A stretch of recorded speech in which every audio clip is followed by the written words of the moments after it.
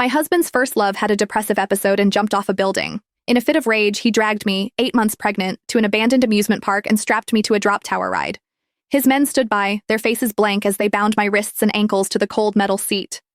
If you hadn't provoked Sienna, would she have had a breakdown and jumped?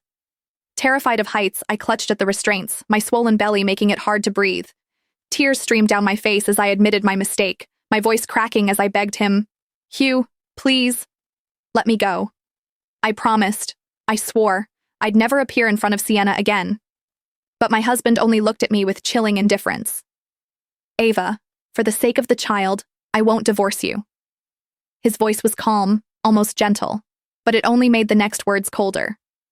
"But the pain you've caused Sienna, I want you to pay it back 100, no, 1,000 times over." Hugh ordered the ride to be set to run nonstop for an hour, then turned and walked away without a backward glance.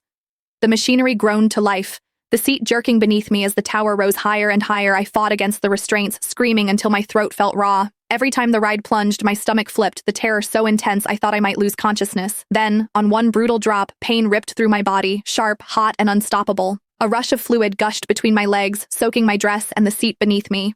The next day, Hugh finally remembered that I was still there. "Ava, Sienna is fine now," he said, his voice devoid of concern. "As long as you apologize to her, I'll let you down."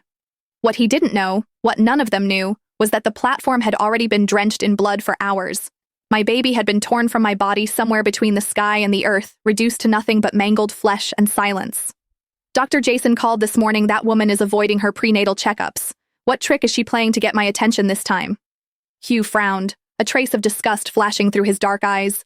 Beside him, Mason, the family butler, turned pale, his voice trembling as he spoke. "Sir, Madam still hasn't been taken down, and she's terribly afraid of heights. She won't even step onto the second-floor balcony. Now that she's in her late pregnancy, could something have happened?"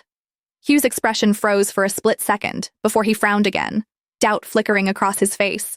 "Really? Ava's afraid of heights?" Before Mason could finish confirming, Hugh waved a dismissive hand.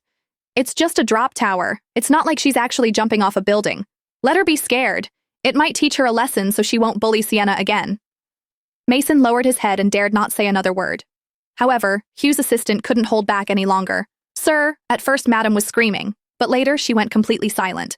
"And she's carrying your child, your own flesh and blood. Shouldn't you at least check on her?" Hugh's expression shifted slightly, but the brief flicker of realization was quickly replaced by scorn.